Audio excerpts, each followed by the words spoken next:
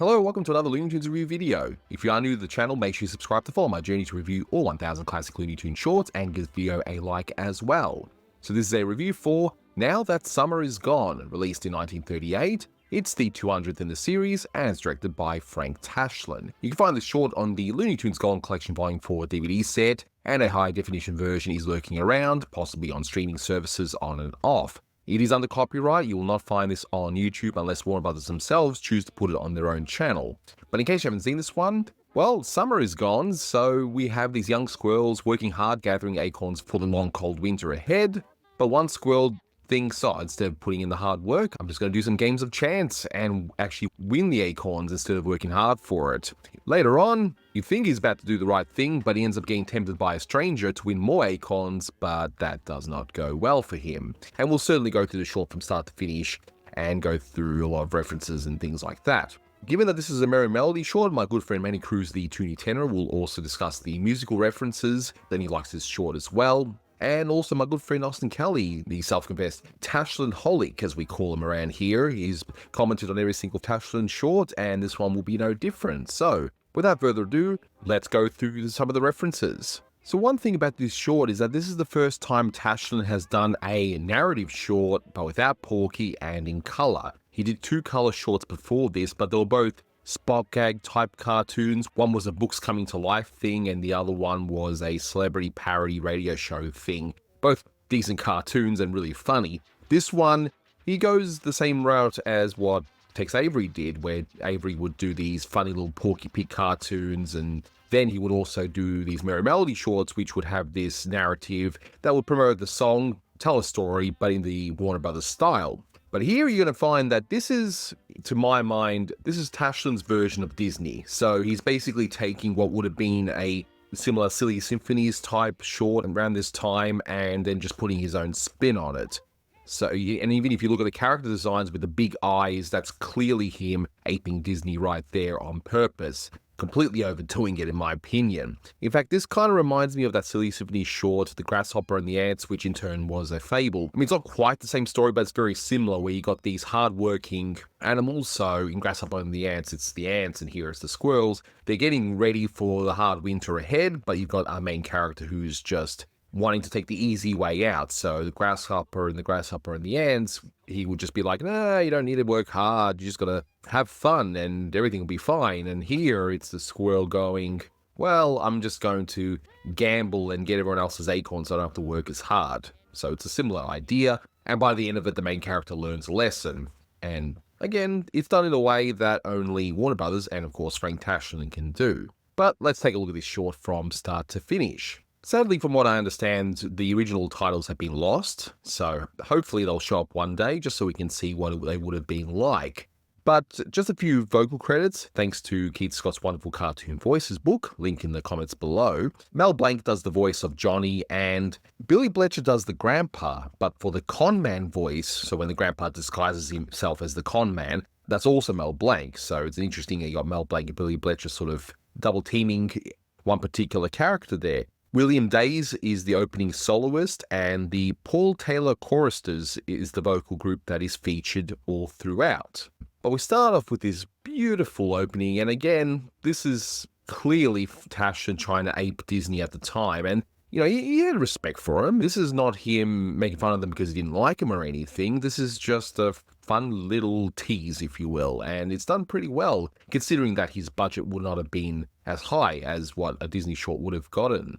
And funnily enough, not long after this, a few shorts after, Tashlin would actually go to Disney and would work there for a while, and he would be one of the people behind Mickey and the Beanstalk, which would come out much, much later after he actually leaves Disney and returns to Warner's. But it starts off by putting you into a somewhat of a false sense of security where you think, yeah, you're going to watch a Disney-esque type short, so it's nice, slow, calm, but then all of a sudden the leaves start shaking up. Well, literally, it sounds like a drink shaker like you would find at a bar. And sure enough, we see all these squirrels. And in that first shot that's rather brief, you'll notice that it looks kind of weird, looks kind of different. And I think one of the ways that Tashlin ended up saving some of the costs while having shots that kind of look elaborate, even though they only last a few seconds, is that they would animate one of these characters, but then they would sort of duplicate it and shot in such a way that it would look like there's multiples of the character. I mean, I can't really think of any other way. Otherwise, this would have been so time-consuming and expensive too. And this just shows the level of dedication that Tashlin put into his shorts, despite having a smaller budget. Now, the next shot looks interesting because this is the sort of thing that Chuck Jones would have in some of his shorts, which are the smears. Might be Ken Harris, I don't know, but Ken Harris was part of Jones's crew earlier on, and Jones took over Tashlin's unit, so maybe he did this scene, I don't know. For those of you that do know your animators better than I, do definitely let me know in the comments. But those smears definitely look like the smears you would see in later Chuck Jones short. Plus the gag's funny too, I mean, that's the most important thing, right? Of course, he's shaking the tree for the acorns, but the tree ends up shaking him. Kind of like that Russian joke, you know? In Russia, you don't shake tree shakes you. So this whole early bit is pretty much the squirrels gathering the acorns in really funny ways. You know, one squirrel ends up unscrewing the acorns for some weird reason, kind of weird gag. You got one winning at gambling, and then you see like a pinball type thing, although the modern style pinball wouldn't be till after World War II, but there were older games which was like spring launching type games that you would see, very primitive versions, like a precursor to pinballs, if you will. And then we see a reuse of that shot I mentioned earlier, which, hey, the only way they could make this sort of thing work is to just reuse stuff, and at least the reuse makes sense, and I don't think the audiences would have cared too much. We even briefly see that one of the biggest gimmicks when it comes to weight loss, there was like a strap that you would put around your belly, and supposedly it gets rid of your fat. And that was a massive trend back in the day, and of course they're using it here for the tree. And yeah, it was pretty much a scam. Plenty of footage of that can be found online, but yeah, the irony is that that machine is actually being useful instead of what it was intended to originally do. And the squirrels just keep pouring the nuts through, and in rather ingenious ways, because you've got some sort of a sorting tree, in a sense, separating the small, medium, and large acorns. And yes, of course, we've got to make sure that those acorns are marked as kosher. I believe, I don't read Hebrew, and you can correct me if I'm wrong, but I believe that is a symbol for the fact that this is kosher. And we, of course, get the wonderful dad-type joke, the first national bank. Beautiful. Gotta love that. And again, this is another example of Tashlin just drawing one or two things and just keep on repeating it in order to save money. But after all that, nice little introduction, takes about 2 minutes, we see our grandpa character. And I love the look of this character. It's kind of like a kangaroo-looking squirrel-type character. It's kind of weird, but anyway. So he approaches, and he does that silly little gag where he doesn't even have glass on his glasses. I don't know, maybe just likes the look, makes him look distinguished, I don't know, but he cleans it up. So he calls out to Junior, and I like that pan going from the grandpa's house over to where Junior is, who's behind the bush. And again, this is simulating what Disney were doing around this time with the whole multiplane effect. Of course, they couldn't do anything as elaborate as what Disney were doing, but it's a nice little simulated effect where you got those different layers moving at different speeds just to simulate some sort of depth there. So we see our main character, who is gambling away and seems to be rather good at it, and seems to have found a way to avoid doing all the hard work that everyone else is doing. And gotta say, it's pretty clever, but my goodness, these angles here, especially when the squirrels go close up to where the dice is, it is so creepy. And it wouldn't surprise me if Tashlin did this on purpose just to really poke a bit of fun at the cutesy Disney design, make it so cute that it's quite disturbing looking. But I guess that information is lost to time, but it wouldn't surprise me if he did it for that reason. So it's all in a game of craps. He ends up winning. The other squirrels are not happy. I like how they all look like they're perhaps the troublemakers of this squirrel town with their hats and so on. You know, maybe they like to gamble a bit on the side, but anyway. So we see the squirrels sing a song, and Manny will go through that song in just a moment, but I do note that by this point, there wasn't really too much by way of song promotion anymore. They were starting to get away from all of that, and thank goodness too, because I can see how that can sort of stifle things creatively. I mean, sometimes they'll find some ways to cleverly use a song in relation to a short, but sometimes it just feels like it's forced. So I'd say good riddance, and if a song could be used in a fun way, then do it. So at least let the creator choose. But in this case, it seems like it was just shoehorned quickly, but I don't know. At least it suits the theme now that summer is gone. So he gets slapped by Grandpa for gambling again. And this is one of the weirdest parts because he pans to the right, but you hear girls giggling, but then all of a sudden you hear boys' voices singing a song afterwards. who I'm assuming they just want to get back at him for losing all their money, or acorns in this case. You'll be so very sorry someday. You'll see that gambling simply won't pay. That's not the way to gather nuts for winter now that summer is gone. But yeah, I thought that was rather odd in this short. And another way to save on costs is just simply reuse a lot of your earlier scenes into a montage. And it's not the first time that Tashlin's done this, but hey, it definitely works and serves a purpose, and it saves a bit of money, I guess. But a great shot is when you see those three squirrels. They've got their sacks full of acorns. They walk behind a tree. We hear that rather annoying ha ha.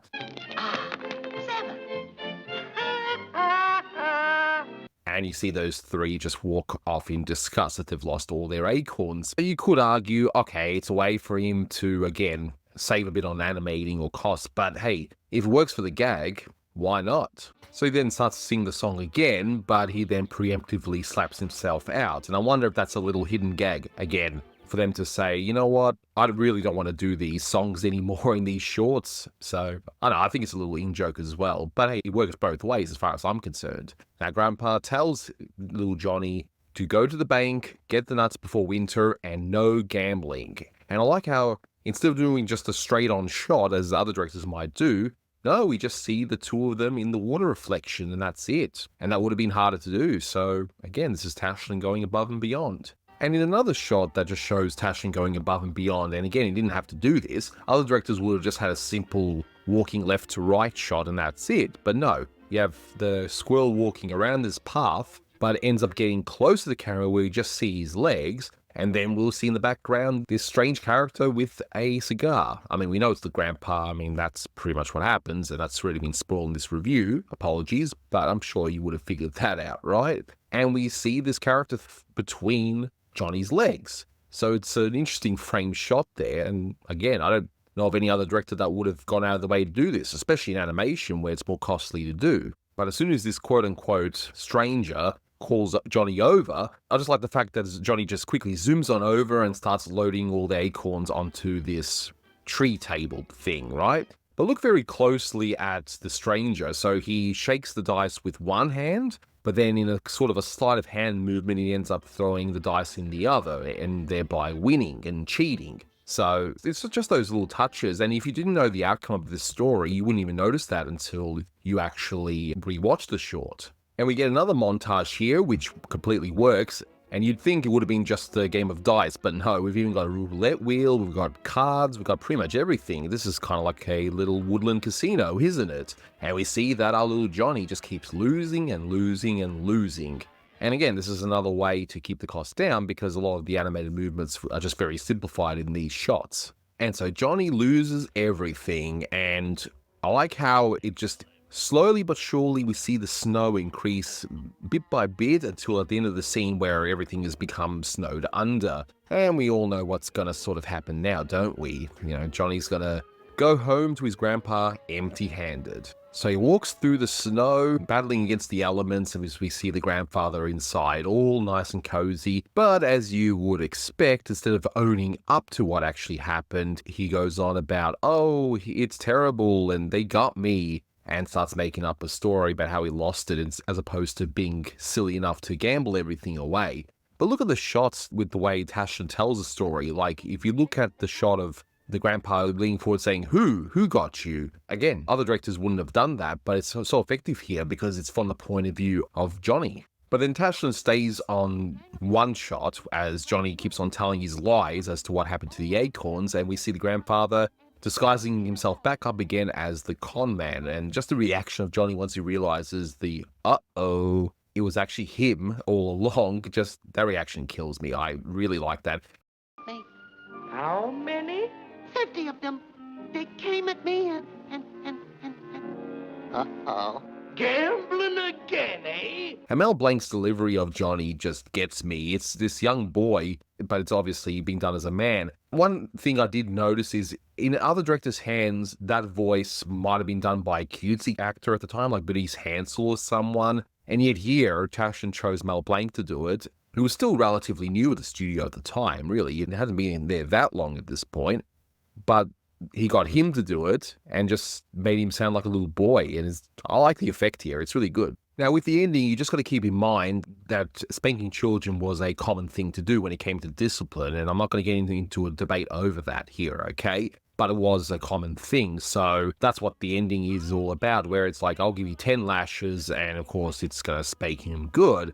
But I like that added little touch at the end where this boy clearly hasn't learned his lesson, where he just says, okay, 10 lashes, huh? How about double or nothing? And we end right there. And now you're going to hear from my good friend Manny Cruz, the Toonie tenor. He's going to go through the musical references and other observations. And then after that, you'll also hear from my good friend Kelley. So take it away, boys. Hi, everyone. This is Manny Cruz, the Toonie tenor, coming at you with the latest edition of It's Time for Manny's Music Time with music trivia for you today. Bum. For the 1938 Merry Melody cartoon, and I have to sing it the way that Mel Blanc does in a cartoon, Now That Summer Is Gone, directed by my fellow Jersey boy, Frank Tashlin. So yes, we are talking about Now That Summer Is Gone, which is kind of appropriate because I'm recording this in the winter on February 13th, about 20 minutes away from Valentine's Day, so happy Valentine's Day. But yeah, watching this cartoon, it's cold here in New Jersey, and I actually don't want summer to be gone. It's my favorite season. I want it to come back. So yeah, there's that. Perfect timing. So not only this cartoon is a personal favorite of mine when it comes to Frank Tashlin. This is one of my favorite Frank Tashlin shorts. It's been a while since I've seen it. I've always enjoyed it. And musically, it's got some really neat stuff in it. It doesn't have a lot of cues, but there's a few things I do want to talk about. And like I said, I had to come on for this one, not only because it is a merry melody from the 30s, but this is, in my opinion, an underrated Tashlin short. And I want to give it some love, and I know Anthony's going to give it love in his commentary, as well as my buddy Austin Kelley, the Tashlin-holic of this little realm of cartoon nerddom. Can't go wrong. Tashlin was a great director. I just wish he sticked around a little longer. Unfortunate, but here we go.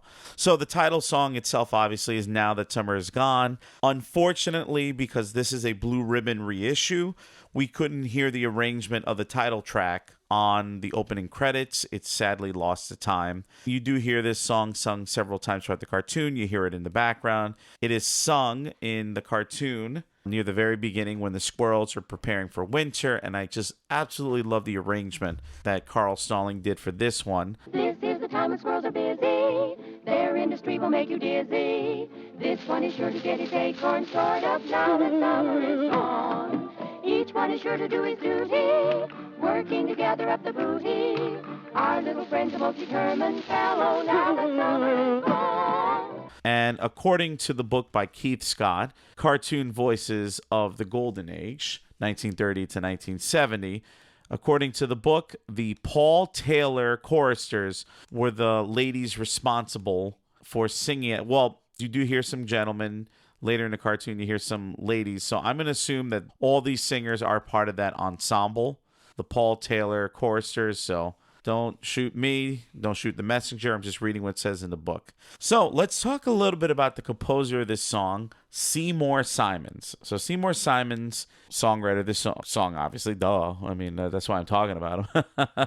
So here's a little information about him, and I got this from the Songwriters Hall of Fame website. So Seymour Simons was born in Detroit, Michigan on January 14th, 1896. And I quote, I'm taking this directly from that website, so I quote once again.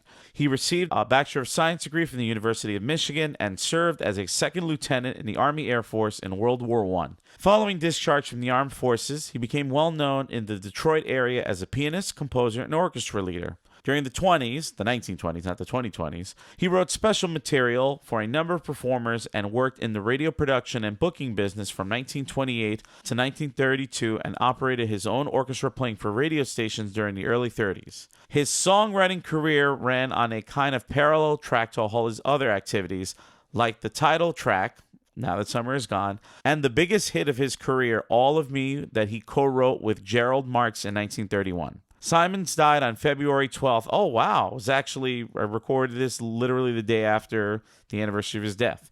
So he died February 12th, 1949, at the age of 53 of a heart attack in his native Detroit, unquote. So yes, looking up information about him, He wrote All of Me, Why Don't Take All of Me with Gerald Marks, 1931. That's a jazz standard. When I taught middle school choir over 10 years ago, I had my students perform All of Me. So kind of cool that I got to do a song related to the guy who did this one for this merry melody that I've seen for years. I first saw this cartoon sometime in the early 2000s when it was on Cartoon Network. So, jumping ahead, we hear a very brief rendition of September in the Rain by our buddies Harry Warren and Al Dubin, who I've spoken about a ton. If you want information about Harry Warren, please check out the commentary for a great big bunch of you. And Al Dubin, please check out the commentary for The Girl at the Ironing Board.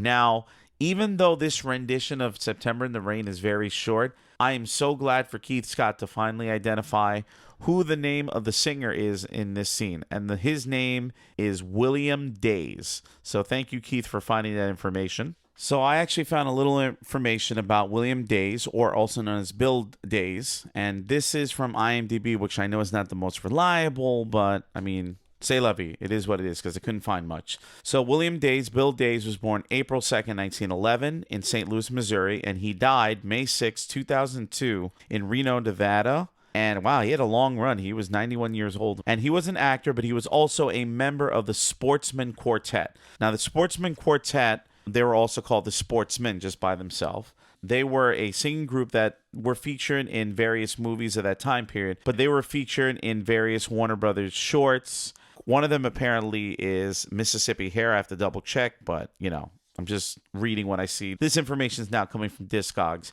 And Bill Days is the first tenor of the group. So he's a tenor just like me. And in the quartet, he has the highest voice of all of them. So, yes, beautiful voice. Wish I could hear more of his stuff, but I've always enjoyed that little intro, and sadly, it's very short. But September in the Rain, I do love that song, and I'm not going to go more into detail.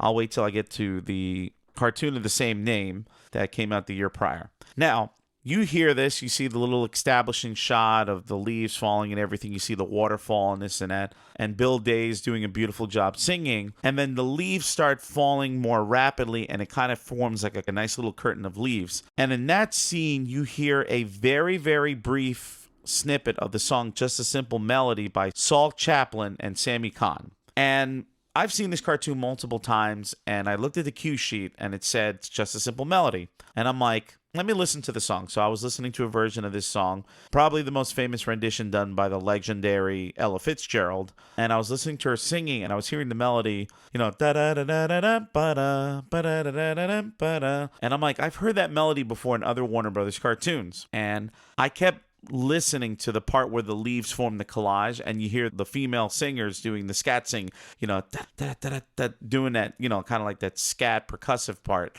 And I'm like, I don't hear it. And I was going to just say, you know, folks, the cue sheet says blah, blah, blah, blah. But just before I started recording it, I did one final watch of this cartoon. And if you listen very closely in the background, so behind what the ladies are doing with the scat singing, you do hear that melody of da da da da da ba da, but it's like kind of blink it. Well, maybe not blink because you're listening, but yeah, if you don't pay attention closely, you won't notice it. And I've seen that part a gazillion times, and I didn't notice it until now. So thank goodness I caught it. So that is Just a Simple Melody.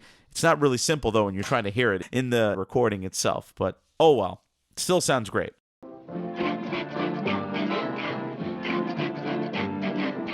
And then after that, it goes back into the title track with a very, very nice arrangement done. Alternate lyrics. I was listening to a recording of the song, a rendition of it that was done in 1936. And it was recorded by Sterling Young and his orchestra. So that was the one that I found online. And the lyrics are a lot different. Each one is sure to do his duty, working to gather up the booty. Our little friend's the most determined fellow. Now the summer is gone. This one is called to sing and dance. I'll think of what's the reason. The oak trees haven't got a chance. This is the harvest season. The alternate title for this one is Who Is My Baby Gonna Love All Winter? Now That Summer Is Gone. So, talking about how appropriate it. Valentine's Day is literally in 10 minutes. So a nice song to talk about for the holiday itself. And like I said, summer's been gone for a few months. Anthony, over in Australia, it's in the summer. So maybe, I don't know. Summer's going to be gone for him soon. And it's going to turn into spring for me. So, and then it'll turn to fall for him. And never mind. Why am I talking about the seasons? I don't know. I like summer. I hate the cold weather. Into their homes the nuts are hauling. They know that snow will soon be falling. He's turned the tables and he'll soon have plenty now that summer is gone. But anyway, back to the cartoon itself. So later on, you first see Papa Squirrel or Grandpa Squirrel, because according to Keith Scott's book, it's a Grandpa Squirrel. I always assumed that this was the young squirrel's dad, and he calls him Pop. So I'm assuming it's his dad. But you hear the song, What's the Matter with Father? By Egbert Van Alstine. And you hear that when the Papa Squirrel, who's brilliantly voiced by Billy Bletcher, using more of his head voice, talking to his son, Junior. Yeah, that's definitely his dad, not Grandpa. Junior. And yeah, that's Billy Bletcher doing his famous head voice. He's more famous for his rough, gruff voice of the Big Bad Wolf and Peg Leg Pete. And one of my personal favorites, Lawyer Goodwill, from The Case of the Stuttering Pig.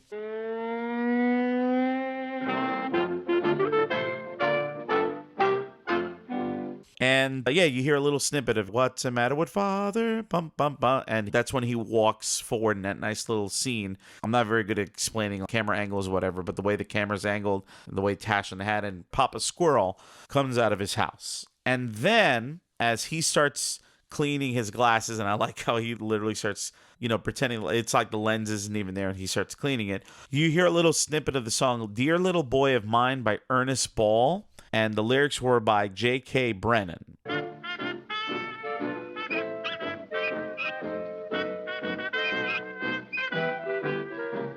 Junior, where are you, Junior?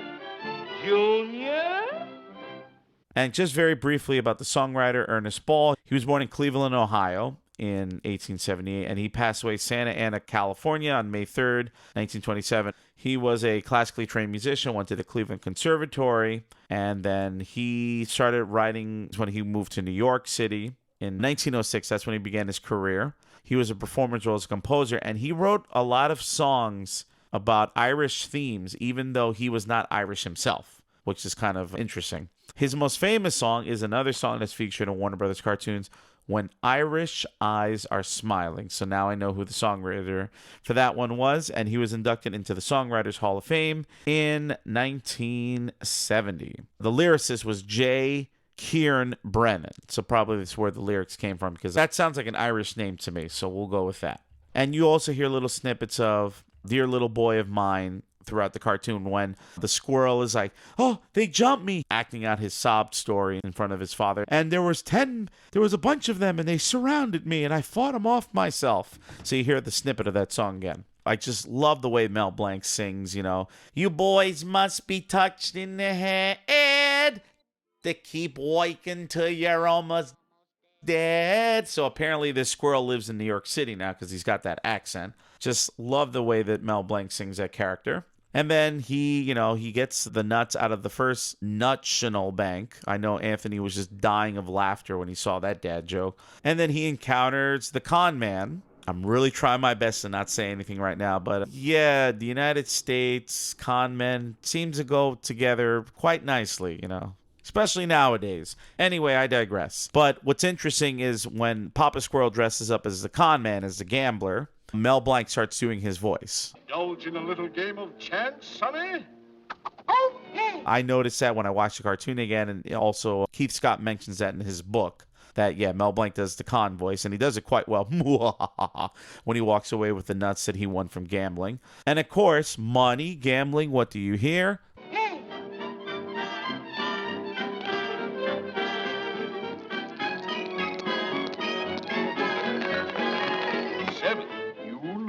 Sonny. With Plenty of Money in You, once again by Warren Dubin. You hear that throughout the whole montage when the little junior squirrel is tricked into gambling. I'll go more in depth about that song when we get to the commentary for the cartoon of the same name.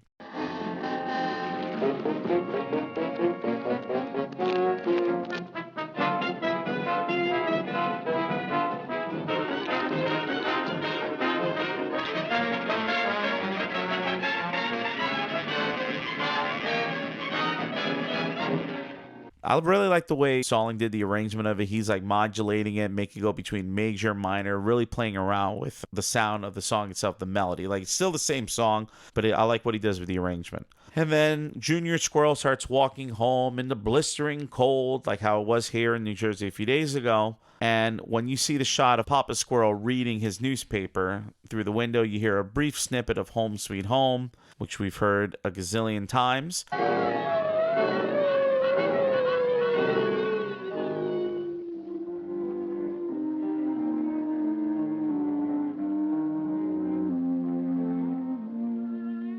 If you want a little more information about Home Sweet Home, please check out the commentary I did for Why Do I Dream Those Dreams? And that's pretty much it for the cues and whatnot. I mean, I do like this cartoon. It's beautifully animated. You know, Anthony sent me some stills of some of the in-betweens that I thought were really funny and weird. Very lush, you know, gorgeous backgrounds and the colors. I know that they were trying to go more for a Disney vibe with this particular cartoon, but as Michael Barrier said in his commentary on the Looney Tunes Golden Collection, that it has kind of the feel of a Disney short, but definitely ends at the end when, I mean, obviously I don't condone corporal punishment, but the ending of Papa Squirrel giving 10 lashings and I'll flip you, Pop, double or nothing. And of course, in the most Warner Brothers cynical, screwing with the audience kind of way of ending that cartoon.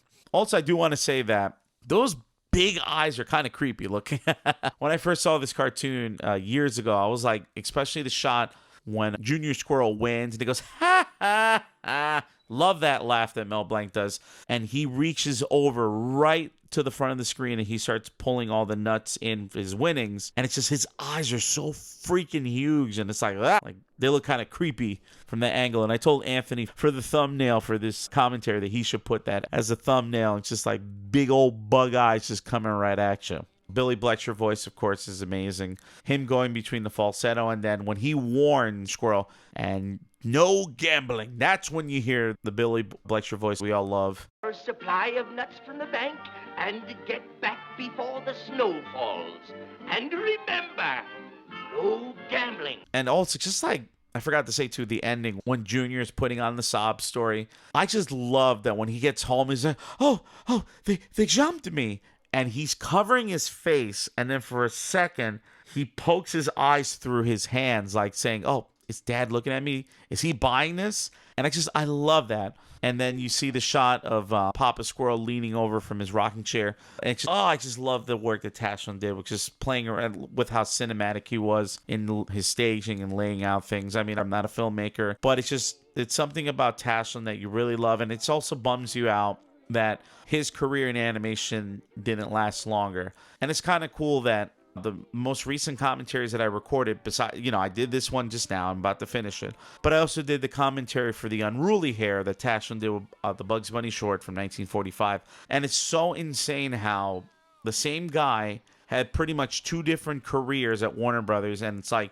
I love a lot of things about the Tashlin of the 30s, and I love a lot of things about Tashlin of the 40s. And you could appreciate the differences in the animators and the way the layouts were done and the change of the style of the gags and everything else. And it just really, again, bums you out that Tashlin didn't last any sooner. But it is what it is, and thank goodness for what we have in his career. So these were my thoughts for Now That Summer Is Gone, a personal favorite Tashlin short of mine. It's in my top 10 shorts. Number one is still The Case of the Stuttering Pig, with another great Billy Bletcher performance in that. So thanks for listening, folks. Please follow me on social media at The Toony Tenor, TheToonyTenor, for my latest updates on my life as a professional musician, as well as a cartoon nerd. You can follow me all over Instagram. I'm on Blue Sky, all that fun stuff. So just check it out. Follow me. Keep listening to the commentaries. Keep listening to Anthony's stuff. And thanks for the support. I'll talk to you guys soon. And how do I close this one? You boys must be touched in the head to keep recording till you're almost dead. How appropriate. All right?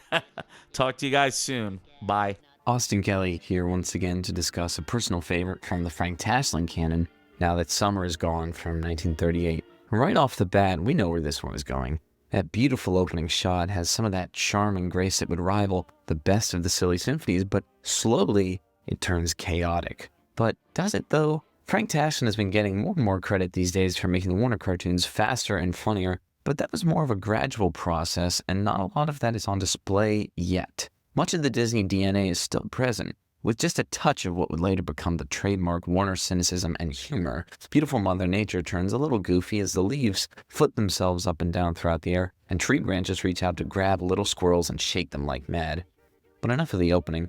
Quite soon, since this is one of the shortest Warner cartoons at just barely 6 minutes long, we get introduced to Junior and Pop, our two main characters. More of Tashlin's technical skills on displays. We see more neat shots of characters walking towards the camera, around weird paths, and being shown from weird angles. And this stuff was only made possible through the addition of Bob McKimson and Ken Harris to Tashlin's team, whom Tashlin praised as having much more skill than the other guys on his crew at the time. And another simple story is told without much being added into it. Junior needs to get Pop's supply of nuts without gambling any of them off, fails at accomplishing this, and gets beaten like all good little squirrels do at any point in their lives. It's a cartoon that's got a lot to love, even though it's quite subtle in its execution. There are many things to marvel at in Now That Summer Is Gone, although many of them are not brought directly to the viewer's attention. Pay close attention for neat technical tricks and wonders that Tashlin plays on your eyes while viewing this little gem. So until next time, this is Austin Kelley wishing you all a happy Frank Tashlin Tuesday, even though it's Wednesday.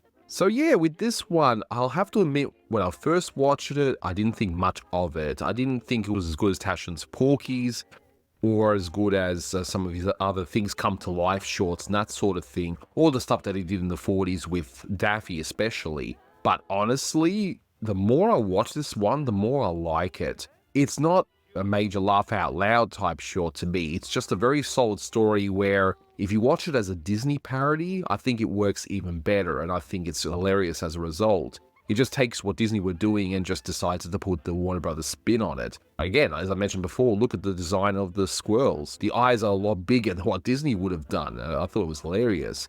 And the fact that they got Mel Blanc to do the boy's voice instead of someone like Bernice Hansel, it's really good. Is this going to be a go-to Tashlin short for me? Perhaps not, but it's a fun one to revisit. So this one gets 8.5 out of 10. It's a really solid one. It's a story told very well. You got a beginning, middle, and end, and you got a well, I would say there is a moral to the story, but I don't think Johnny's learned his lesson. I think he'll be back up to his tricks once winter is finished up and then need to gather acorns again. But that will do it for this one. Thank you so much for watching, guys, and until next time, take care. Ashes that you won't forget.